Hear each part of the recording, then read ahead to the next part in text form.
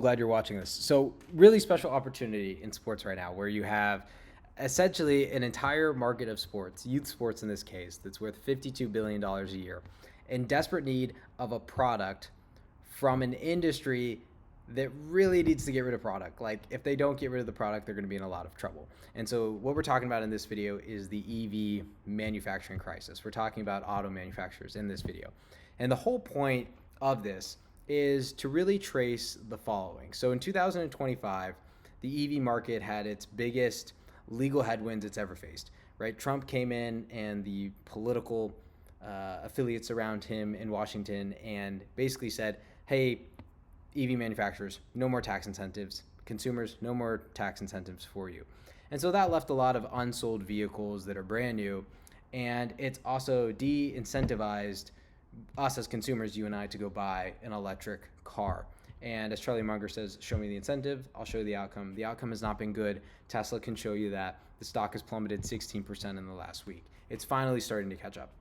And as I'm looking at all this information, specifically from the macroeconomic standpoint, what has surprised me is when you look at these two things, right? You look at the fact that EV manufacturers desperately need to get rid of supply.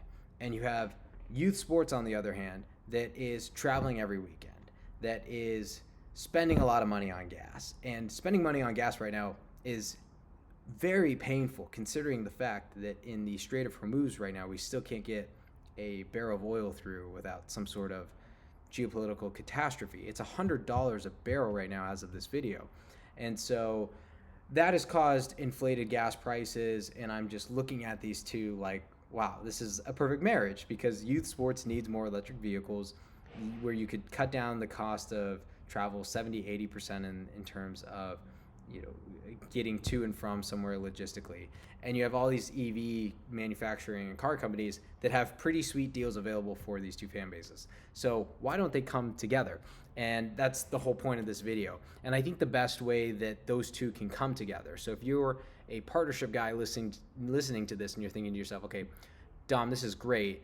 This is a solution certainly for the macroeconomic headwinds and legal headwinds that both, you know, parties in this case are facing. How do we bring them all together?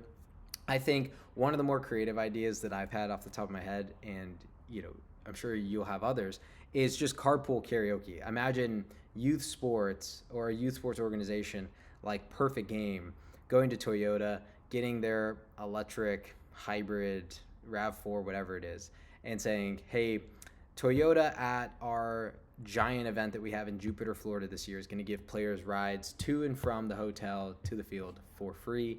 We just want to film it, get some content of it, and do like some sort of carpool karaoke. Carpool karaoke, by the way, in 2023, when they launched the Instagram account, grew from 0 to 400,000 followers in a very short period of time. No idea why they don't do it anymore.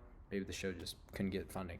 But it was a really good concept, and I think that sort of level of story doing, and story doing being a little bit one step further than storytelling, story doing really being, hey, grab the camera and we're going to go show you the action that we're doing in this community or making happen.